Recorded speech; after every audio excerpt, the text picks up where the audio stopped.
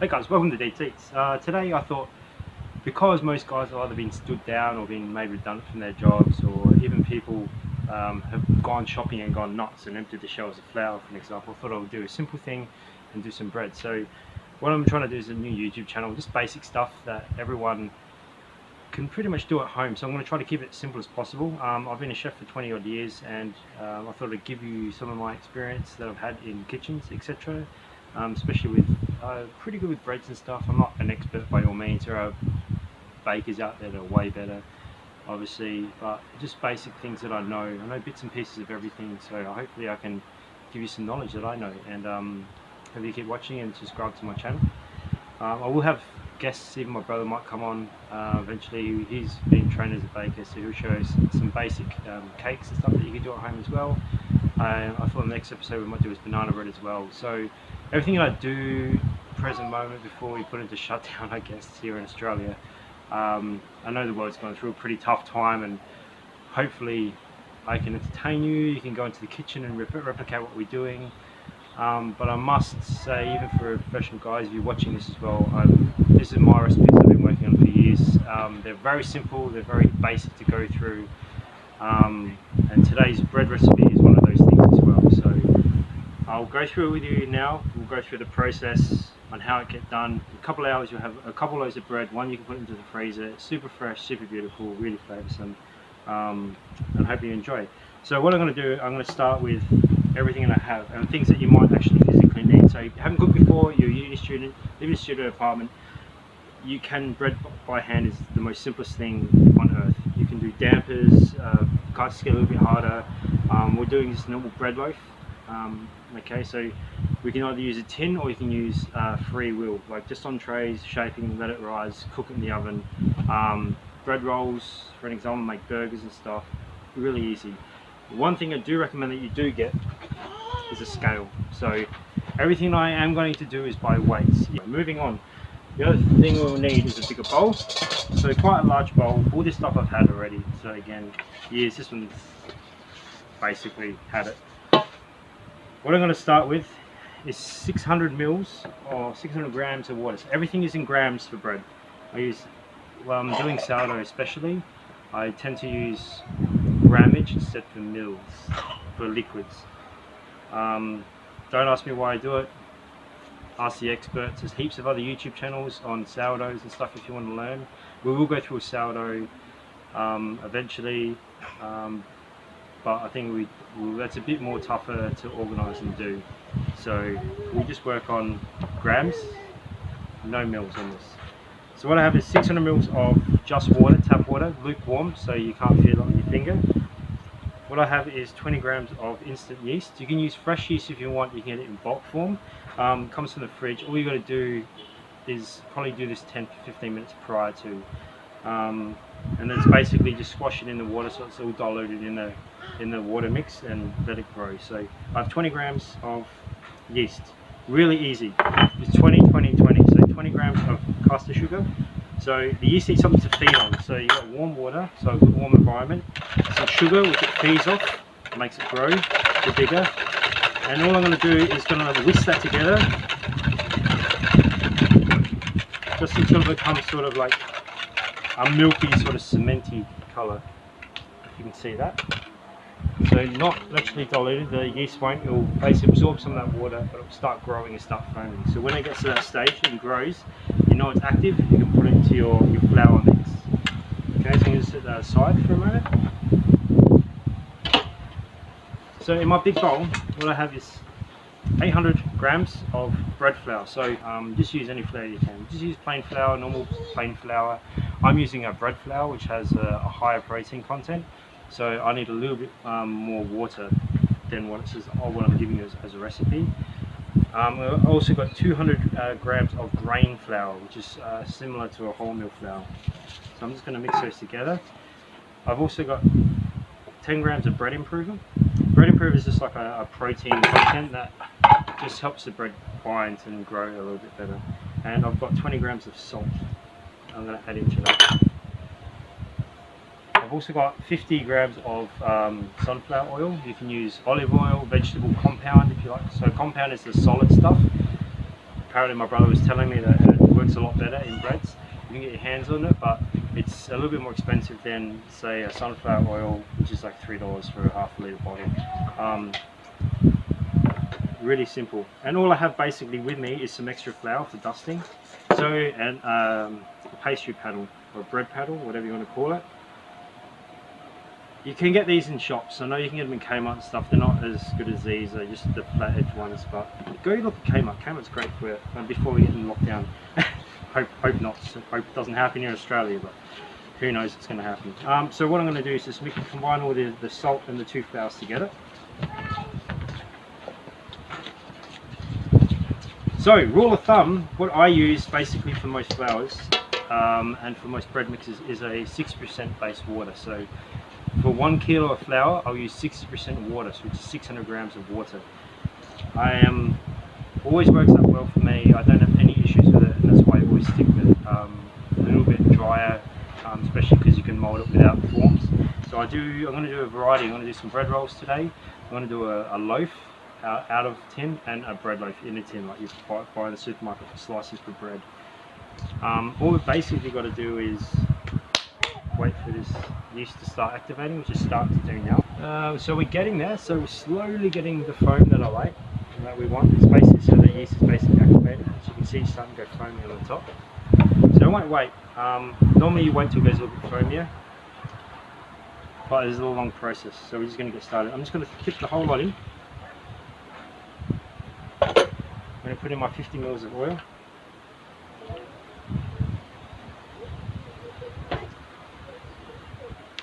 Again, search other guys on YouTube. Look at recipes online. Do whatever, to be quite honest, because quite frankly, there's so many different ideas if you like. Mine's just a basic idea. If you like it, great. Great. Please let me know. If you like any other sort of recipes, I have a few bread recipes as well that I can pass on. So I can give you some techniques to get it done. So this is just simple. I'm not going to do anything fancy with this loaf. I'm honestly not even going to need it probably as much as what we need to do. But I'm just trying to combine all my ingredients together in the bowl first.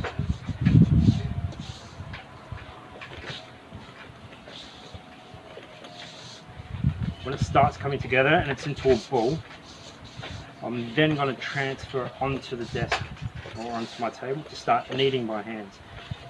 And this process I think will take us about 6 to 7 minutes for this. A bit of hard work, never hurt anyone. So make sure you have a clean work surface first, sanitize as well if you have sanitizer. I have liquid sanitizer like this spray bottle, even to like hot soapy water detergent, wipe it all off. If you can get spray on hand sanitizer, that'd be great. Okay, so I sort of come together. I'm just going to tip it out to my bowl, onto the table. And all I'm going to do now is just start kneading.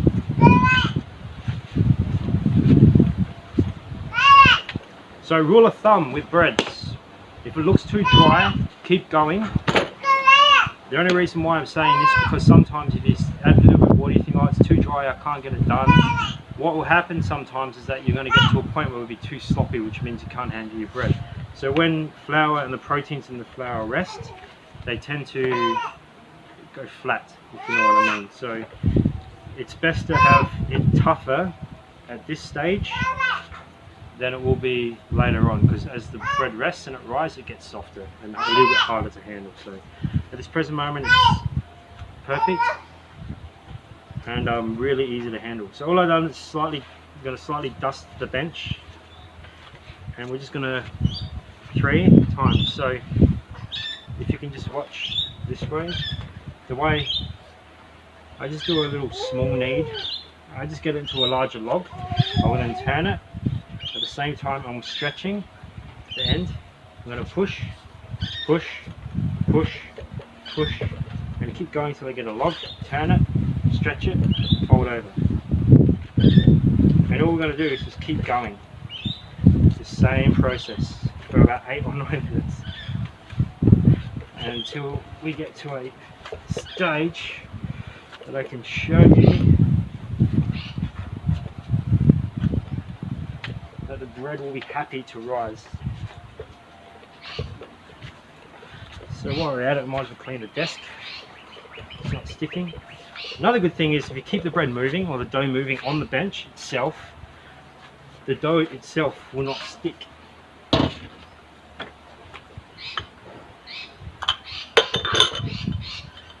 So it's probably a good idea just to keep it moving. I'm just cleaning my bench. Probably won't need any more flour for a little bit. I really want to add too much more. Still want to keep it a little bit wet. That's all we're just going to need.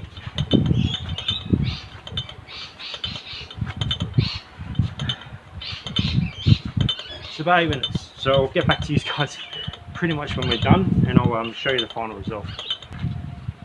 Okay guys, welcome back. So I've been kneading for probably about 5 or 6 minutes.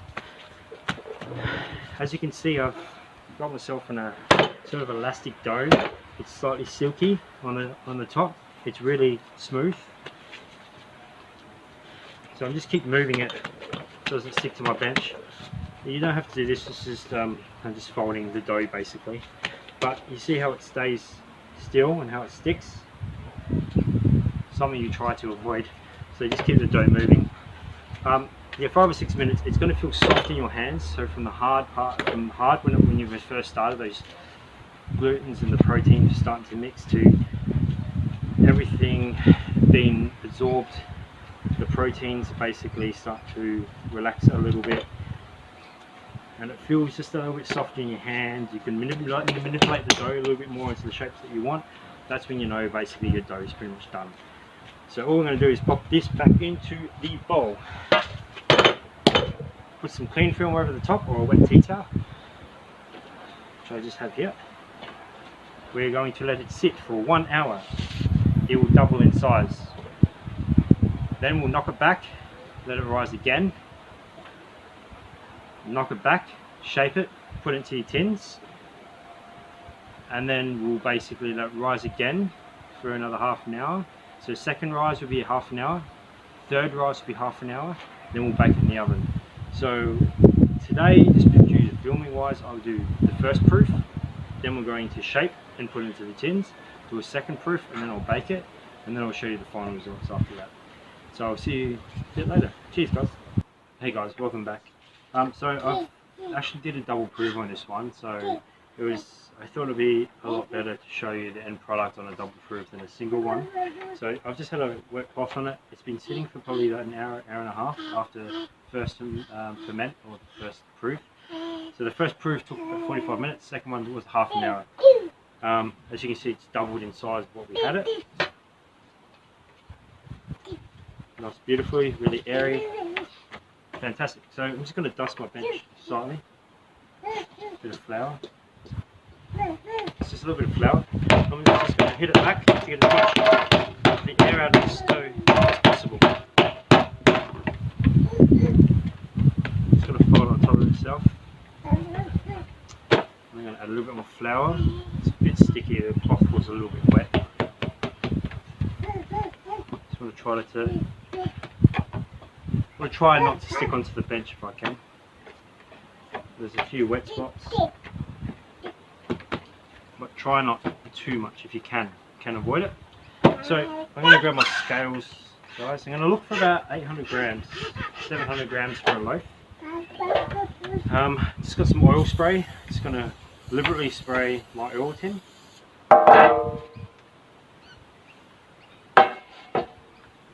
Also got a tray, basically with lined with a bit of paper.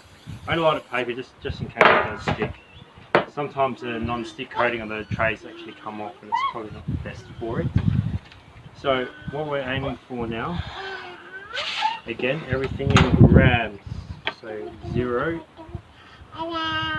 Remember your pastry paddle that I said to grab, or if you can get one. If not, you can just use a knife if you want for this.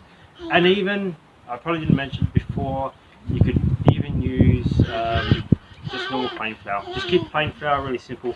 I like the seeds in mine. I think it gives it a better flavour in my bread. As you can probably notice, also changing background. These are hot plants. I have 4 varieties. I have Cascade, Jake's Gold is a variety from Stuart in Milo, Halal, and I've got Zaz. So it's just harvested about 2 weeks ago. In the freezer, I've made a beer from my hops that have just grown, and I might do that also if people are interested. So we'll brew a beer again. I'm not an expert, but I'm getting okay at it. I am getting okay at it. Back to the bread. So we're looking at about 700 grams per loaf. So on your scale, grab 700 grams.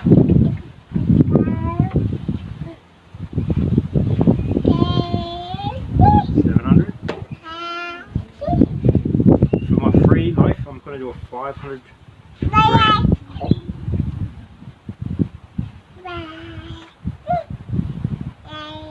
500. It's my cob. It's my tin loaf.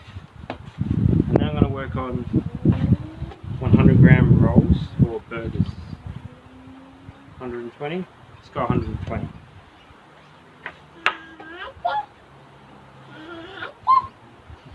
You can probably hear my daughter going.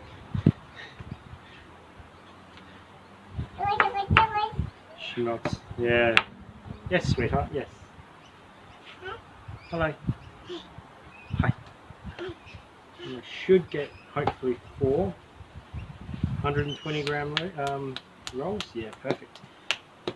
I'll add that to that one. Doesn't really matter too much. Perfect. I'll introduce you to my family as well. One here. You probably saw my dog in the shoot before. My little blue heeler, Shiloh. So my wife does comics called Nick Ando, also online if you want to check that out. So she does a bit of comics on her page, Patreon and stuff as well. So if you're interested in sort of like manga sort of comics with dogs, or you have a dog and you really like dogs, check out Nick Ando. This is my daughter Alexis. She's doing one next weekend on the 1st of April. 4th of April. On the 4th of April. Hi. Hi. Hi. So shaping, very important. We want to make sure that our bench is slightly clean. So before we do anything crazy, I'm just going to clean my bench. I find it's really important to have a clean surface as well. So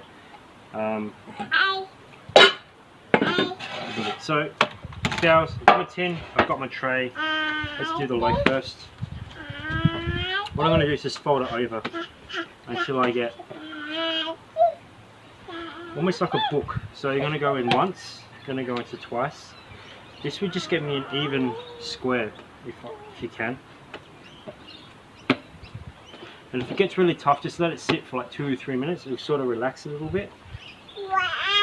And then you should be able to shape it again. But again, I'm just going to shake once more. Perfect. I'm just going to let it go. Relax. So I just got my shape. My next one, it's pretty good. All I'm going to do is just flatten that out. This is my cob loaf. And what I'm going to do then is just start folding in. Each corner comes in. And then I'm going to do each end.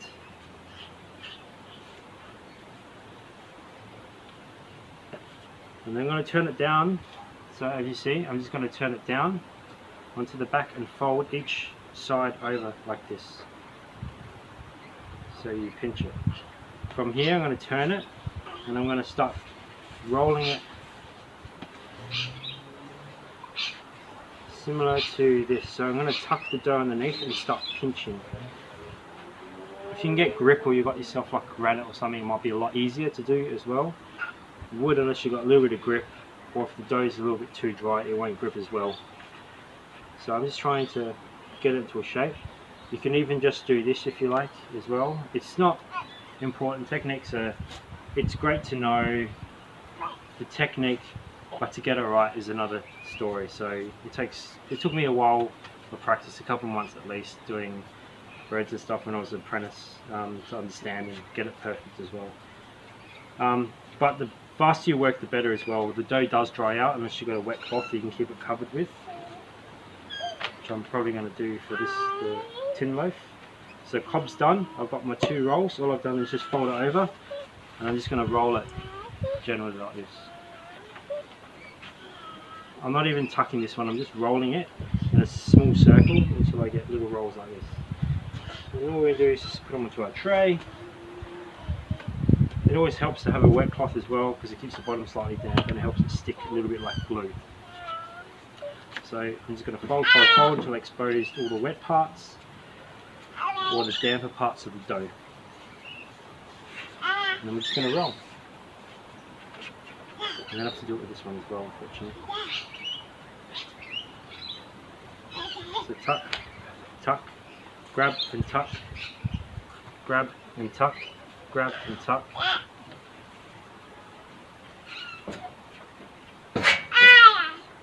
Last one.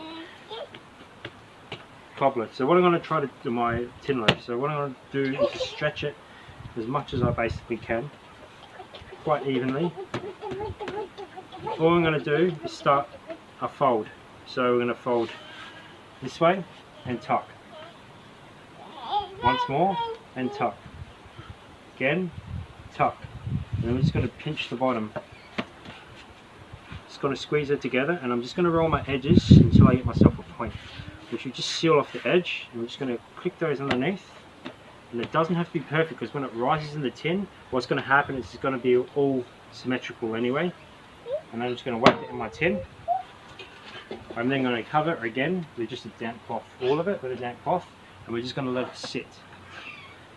So this will be about another 30 minutes or so. We just let it sit. It's going to rise, and we'll bake it at 220 for about 25 minutes.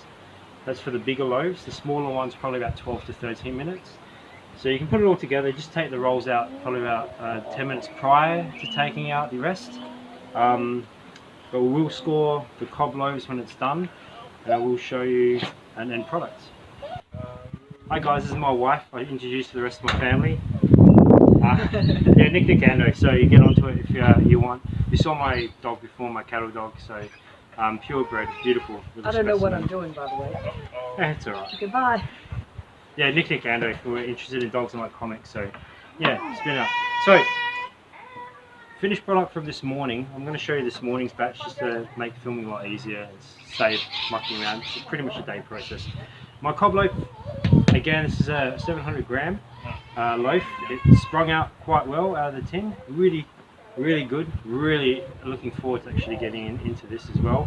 And we are going to make some toasties from this a bit later. This is a loaf that I did, cob loaf. A bit more of a bread loaf if anything. So instead of making it into a roll, I've pinned it like I did with this one, put it into a tray, let it rise by itself, baked it off. Because of the heat, it actually went a little bit flat as well, which is the difference. If you want more surface area on a bread using a tin, if you have a tin, if you can get a tin, they're great, awesome. And then the rolls again. So little sliders if you like. You can make them smaller. So this was a 90 gram roll this morning. I'm doing 120 now because I want them a bit bigger for burgers for tea for tonight. Or you can make them 40 grams if you get your slider buns. So you can make sliders if you want, having parties, etc. Not like we're having parties much now since we're almost in lockdown, but we'll see what happens. Seriously, if you have any ideas and want to know anything, please let me know. I will link a Facebook page. I'll create a Facebook page for the channel and hopefully let you. If you have any questions or you want any information from me, I'm more than willing to answer questions. I'm not doing much at the present moment, so obviously, but we'll cut one up and see how we go. Seriously, end products. Let's do this. So, great for toasties, toasts, etc. Good for if you want a tin form. Really cool. Any types of tin forms would be perfect. To be honest, go nuts, crazy. Burger buns, bread rolls, etc. look really cool. If you want to give it a bit of a gloss, want to show off a little bit, you can dust it with a bit of milk. Another thing, if you want a crusty loaf, go a little bit hotter in the oven, but add milk into your dough as well. So eliminate about 100 mils of water from your liquid and add about 100 mils of milk, and you should get a better crust on your bread if you want a crusty loaf. But instead of 220, go to 240 degrees in your oven. Bit of a difference. Technical stuff we'll get onto sourdoughs. We'll do a bit later, I think, as we progress along. Really simple, but let's get into the action here. So perfect, beautiful, really soft center, still quite moist as well. But ladies and gentlemen, you can do this at home, and the whole reason for this channel is that you can do this at home. I wish you absolutely the best of luck. Again, have any questions, I'm going to keep this as simple as possible. The recipes are being made as simple as possible, and I really want to help people as much as possible. Again, it's a bit chaotic. I'm hoping if you have flour and we do want to shut down, at least you know one skill now that you can produce and at least keep yourself fed. But thank you for watching. See you next time. Cheers.